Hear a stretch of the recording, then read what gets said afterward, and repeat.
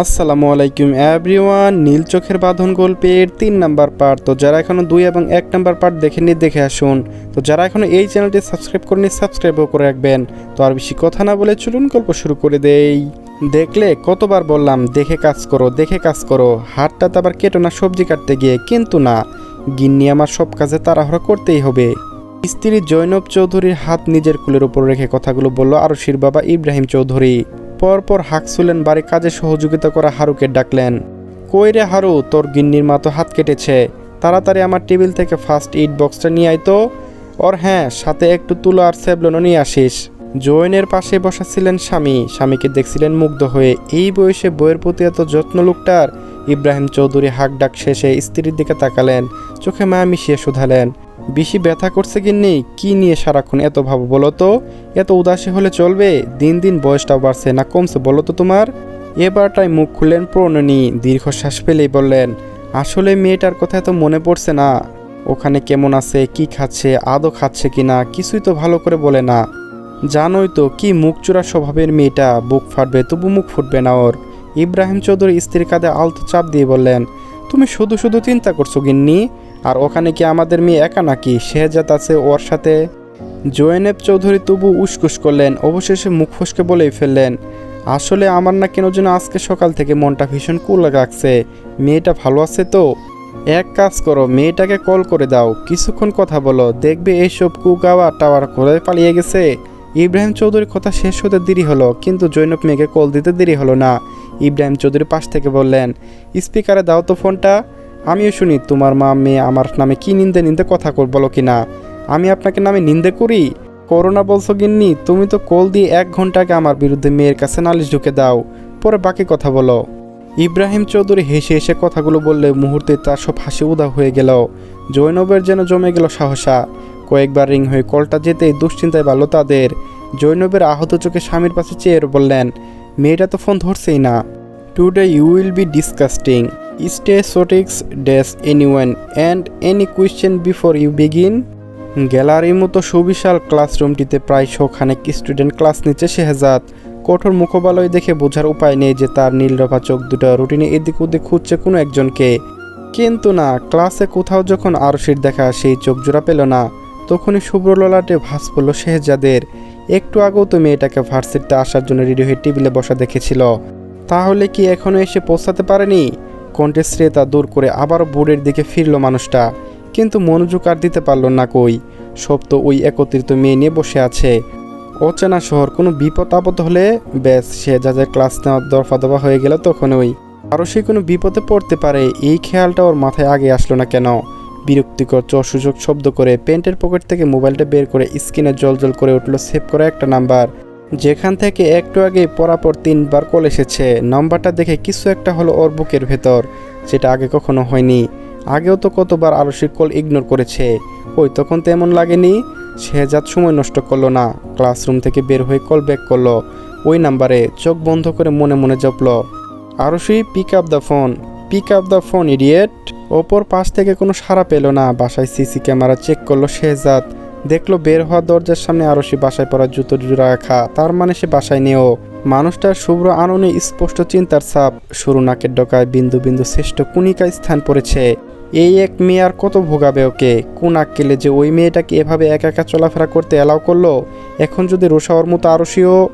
Hello Shehzad, পুরুষালী কণ্ঠে বিব্রত কাটল শেহজাদের। ঠান্ডা ঘামে কপালটাও ভিজে উঠেছে। সেটাকে সম্পূর্ণ অপেক্ষা করে বলল, Ayaan, I need your help buddy, একটা লোকেশন ট্র্যাক করতে হবে ফার্স্ট। ফোনের ওপর পাশে মানুষটা নড়ে চড়ে বসলো নিজের চেয়ারে। শেহজাদকে এতটা উদ্বিগ্ন হয়ে কথা বলতে যেন প্রথমবার শুনল ও। তুই শান্ত হ ভাই, কার লোকেশন ট্র্যাক করতে হবে আর কি হয়েছে? শেহজাদের উদ্দর ভাণ্ড কণ্ঠস্বর শান্ত হলো না, আর না শান্ত হলো সে নিজে। বারবার রুষার হারিয়ে যাওয়া স্মৃতি মনে মস্তিষ্কে ঘুরে ফিরে খাচ্ছে। সেভাবেই বলল, my wife Arshi, she is missing Ayan and I need to file head and এনিরস্ট। ক্লাস ব্ল্যাক মার্সিডিজ গাড়ির সর্বোচ্চ গতিসীমা ঘন্টা 250 কিলোমিটার। সেখানে ব্রোকফিডেনে একটি রাস্তায় 300 কিলোমিটার গতিবেগে এটি চালাচ্ছে শেহজাদ। ওর পিছনে পিছনে আসছে আয়ান সহ পুলিশের একটি পুরো টিম, কিন্তু তারাও কোনো শেহজাদের গাড়িটাকে ফলো করতে গিয়ে হাঁপিয়ে উঠেছে। একটু পর পর এত জোরে কেউ বা গাড়ি চালায়। সেখানে ম্যানহাটন থেকে বেলকুনি আসতে প্রায় 1 ঘন্টা লাগে, সেখানে মাত্র 20 মিনিটে এসে পৌঁছেছে শেহজাদের গাড়ি। বেলকুলি ব্রিজের সামনে আসতেই শেহজাদের চোখ পড়ল অন্য গাড়িগুলোর সাথে পাল্লা দিয়ে চলা একটা সাদা গাড়ির উপর। খটকা লাগতেই আয়ান ফোনে বলে উঠল, শেহজাদ ভাবি ফোনের সিগন্যাল তোর সামনে ওই সাদা গাড়ি থেকে আসছে, আটকা ওকে। আয়ান বলার সাথে সাথে গাড়ি অ্যাক্সিলিটারে পরে চাপ পড়ল শেহজাদ। মুহূর্তে ধুলো উড়িয়ে সাদা গাড়িটাকে ওভারটেক করে সামনে থেকে ঘেরাও করলো শেহজাদের ব্ল্যাক মার্সিডিজ। পিছন থেকে কিডন্যাপারের গাড়িটা যেন পালাতে না পারে সেই জন্য আয়ান ওর টিমকে আসেই তারাও ঘেরাও করলো পিছন থেকে। মার্সিডিজের দরজা খুলে বেরিয়ে এলো শেহজাদ, লম্বা পা ফেলে এগিয়ে এলো কিডন্যাপারের সাদা গাড়িটার কাছে। সোজা গিয়ে ঘষি বসালো গাড়িটার জানলায়। পাগলের মতো মুষ্টা খাতে কাজ ভেঙে জমত খেলো মুঠিগুলা, কিন্তু শেহজাদের থামার নাম গন্ধ নেই। এক পর্যায়ে গাড়ির জানলা কাজ ভাঙলো। ভাঙা জানলা দিয়ে মাস্ক পরা লোকটাকে টেনে বের করলো শেহজাদ। মাটিতে পা মিশতে ঘুষির তোর মুখ বেঁকে গেল মুখটার। শেহজাদের একটাই কথা, dear you touch my wife. এতগুলো ঘুষির মাঝে লোকটা কোনো মতো পুলিশগুলোর দিকে তাকিয়ে শুধু বলল, I need touch her, believe me please son, help me for this madman. Ayaan ঠোঁট টিপে হাসলো, পশ্চিমা ভাষায় না বলে বাংলাতেই বলল, মেডমেডের বউকে কিডন্যাপ যখন করতে চেয়েছ ঘুষি তো তোমাকে খেতেই হবে বাছা ধন। যাদের এসবের ধ্যান নেই, জখম হাতে এসে একের পর ঘুষি বসিয়ে চলেছে মাস্ক পরা লোকটার গালে। এক পর্যায়ে আয়ান এসে ওকে থামায়। শেহজাদকে পিছন থেকে চাপটে ধরে বলে, স্যার ভাই এটাকে আর কত মারবি, একেবারে তো মরে নিঃশ্বাসটা অন্তত রাখ, বাকিটা আমি দেখে নিচ্ছি, তুই ভাবিকে বের করে আন গাড়ি থেকে। তখন শেহজাদ লোকটাকে মারতে মারতে শুয়ে দিয়েছে ব্রিজের উপর, কিন্তু আরশির কথা শুনতেই ওর হাত থামলো। শেষ ঘুষে তুলছিল কেবল, মুহূর্তে আবার নামিয়ে ফেললো সেটা। উঠে দাঁড়ালো ঘন ঘন শ্বাস ফেলে। ততক্ষণে আয়নের টিমের লোকেরা কিডন্যাপারটাকে হাতে হাত করা পুড়িয়ে গাড়িতে তুলে ফেলেছে। এতক্ষণে মারকুটে মানুষটা উদ্ভাবনের মতো দৌড়ে গেল কিডন্যাপারের গাড়ির কাছে। হ্যাচকাটানে দরজা খুলতেই দেখলো পিছনের সিটে জ্ঞান হারিয়ে পড়ে আছে আরশি। কপাল ফেটে ফোটা ফোটা রক্তবিন্দু গুড়িয়ে ভিজেছে পাণ্ডুগাল। শেহজাদ মাথা নুয়ে ধীরে ধীরে ওর কাছে গেল, নাম ধরে ডাকলো কয়েকবার, কাজ হলো না। আয়ন পিছনেই ছিল। কোথা থেকে একটা পানির বোতল শেহজাদের হাতে ধরিয়ে দিয়ে বলল, জ্ঞান নেই শেহজাদ, পানি ছেটাতে হবে মুখে। মানুষটা কাপা হাতে বোতলের মুখ খুললো, ঝুঁকে এসে আরশির মুখে পানি ছিটিয়ে দিতেই ধীরে ধীরে চোখ খুললো। চোখ খুলে শেহজাদকে দেখে প্রথম দফায় স্বপ্ন দেখে মনে হলো আরশির কাছে এক অলিক স্বপ্ন, যেখানে এখন হয়তো শেহজাদ ওর গালে শুয়ে বলবে, আরশি ঠিক আছো তুমি? কিন্তু সত্যি সত্যি শেহজাদ যখন ওর গাল ছিল, অলিক সেই স্বপ্নের মতো করেই বলল, ঠিক আছো আরশি? তখনই চোখ জোড়া ভিজে উঠল অভিমানে। শেহজাদের দু হাতের ফাঁক গুলিয়ে ঠুকেই জড়িয়ে ধরল পুরুষালী চৌড়া বুক, ফুপিয়ে ফুপিয়ে বলল, এত দেরি কেন করলেন আসতে? আমি কত ভয় পেয়ে গিয়েছিলাম জানেন আপনি? শেহজাদা যখন হাতের আরশির মাথায় পিছনে হাত বুলিয়ে দিতে দিতে বলল, এই তো চলে এসেছি, এখন আর ভয় করবে না। আয়ন কেসে উঠল গাড়ির বাইরে থেকেই বলল, সব রোমান্স কি তোরা গাড়ির ভিতরে ছেড়ে ফেলবি? অন্তত বাসায় গিয়ে করার জন্য কিছু বাকি রাখ। আয়ানের কণ্ঠ শুনে শেহজাদের বুক থেকে মাথা তুলল আরশি। পরপর চোখ গেল শেহজাদের জখম হাতের দিকে। আতকে উঠল মেয়েটা। রক্তশূন্য মুখখানা আরও যেন ফ্যাকাশে হলো সহসা। পাতলা অধর নুড়িয়ে অস্পষ্টই বলল, আপনার হাত এতটা কাটা, কি করে হলো এমন?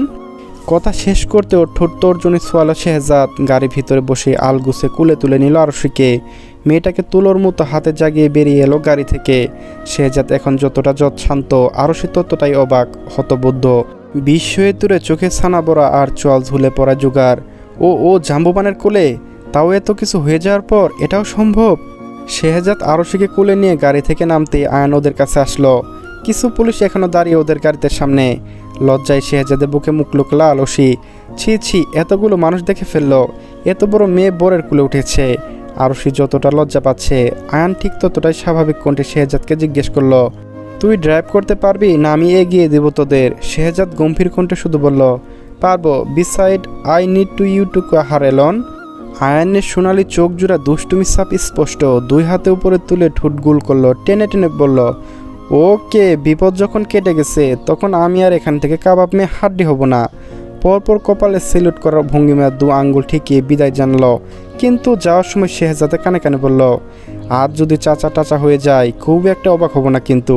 আরশি কথাটা শুনলেও শেহজাদ চোখ গরম দেখালো আয়ানকে। যেতে যেতে আবারও ফিসফিস করে বলল, বেস্ট অফ লাক ভাই, আজকে প্রমাণ করে দে তুই আমার বন্ধু।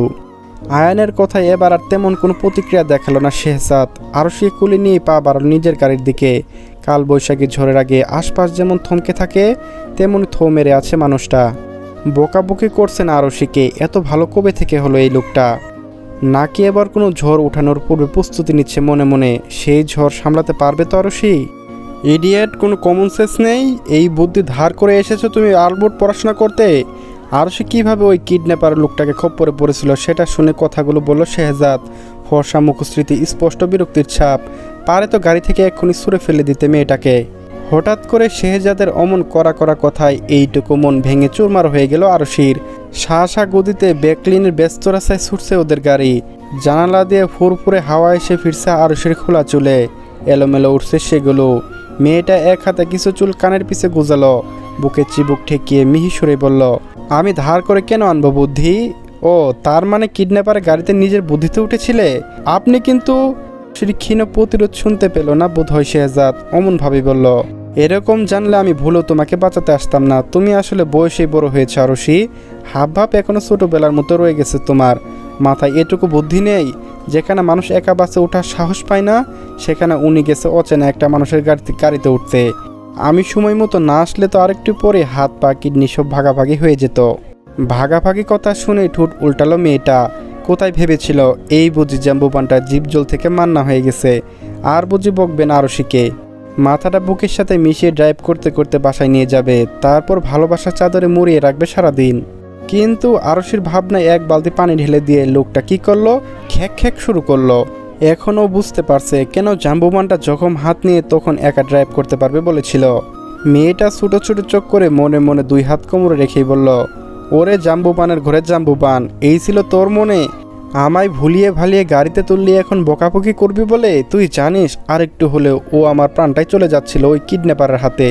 আর কার জন্য যাচ্ছিল? তোর জন্যই তো।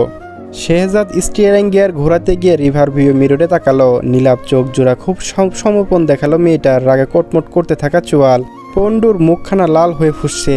শেহজাদ মুখে দুর্বোধ্য হাসিটা আড়াল করে আবারও কণ্ঠে গম্ভীর্য নেই বলল, চলবে গাইস, পরবর্তী পার্টও এই চ্যানেলে আপলোড করা আছে, সবাই দেখে নিন।